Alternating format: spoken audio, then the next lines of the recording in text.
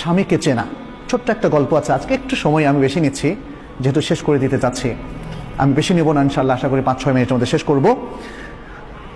স্বামীকে চেনা, স্ত্রীদের উচিত হচ্ছে স্বামী কি পছন্দ করেন। যেহেতু স্বামী আপনার প্রিয়জন, আপনি স্বামীকে কাউন্টার পার্ট হিসেবে দেখবেন না, তিনি আপনার প্রতিদ্বন্দ্বী নন। সুখী পরিবারের মধ্যে স্বামী হচ্ছে স্ত্রীর প্রিয়তম ব্যক্তি। অতএব স্বামী কি পছন্দ করেন, স্বামী কি পছন্দ করেন না, এটা স্ত্রীকে জানতে হবে। এখানে ছোট্ট একটা গল্প আপনাদের সামনে বলছি। এই গল্পটা উল্লেখ করেছেন মাজেন আল ফুরাই। তিনি বলছেন, একজন স্বামী তার বন্ধুকে বলল যে আমি 20 বছর ধরে সংসার করছি, অথচ আমার স্ত্রীর মধ্যে আলহামদুলিল্লাহ এমন কিছু দেখিনি যা আমাকে রাগান্বিত করে। তখন বন্ধু খুব আশ্চর্য হয়ে বলল, কিভাবে এটা সম্ভব, কিভাবে করলে বলো তো দেখি, পুরো ঘটনাটাই আমাকে খুলে বলো। তখন স্বামী বললেন যে আমি যখন বিবাহ করলাম, প্রথম রাতে আমার স্ত্রীর কাছে গেলাম, তার দিকে আমার হাতটা একটু বাড়িয়ে দিলাম, সৌহার্দ্যের হাত, মমতার হাত বাড়িয়ে দিলাম। স্ত্রী আমাকে বলল, একটু ওয়েট করুন প্লিজ, আমি আপনাকে কিছু বলবো হে আবা উমাইয়া। আরবরা আবার আবু উমাইয়া মানে কুনিয়ার ধরে কথা বলে, আমাকে একটু কিছু কথা বলার সুযোগ দিন, বলে বলো।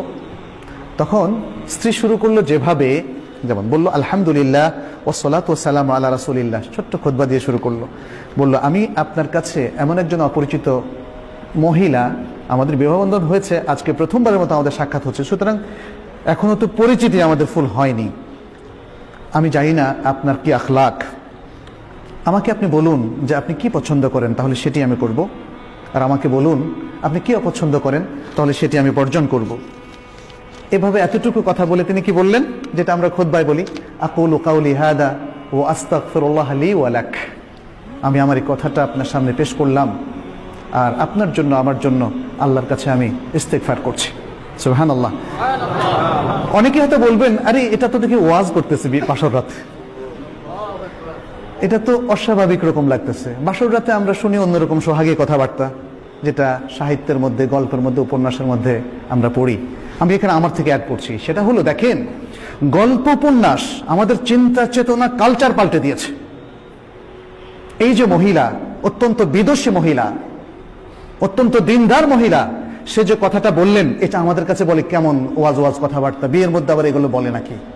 কারণ আমরা যে গল্প, সাহিত্য, যে আচার অনুষ্ঠানে অভ্যস্ত হয়েছি, এটা মানুষের তৈরি করা, সেগুলো আমাদের কালচার পরিবর্তন করে দিয়েছে। এই সুন্দর দিনদারি আমাদের থেকে একদম ছিনিয়ে নিয়ে গিয়েছে।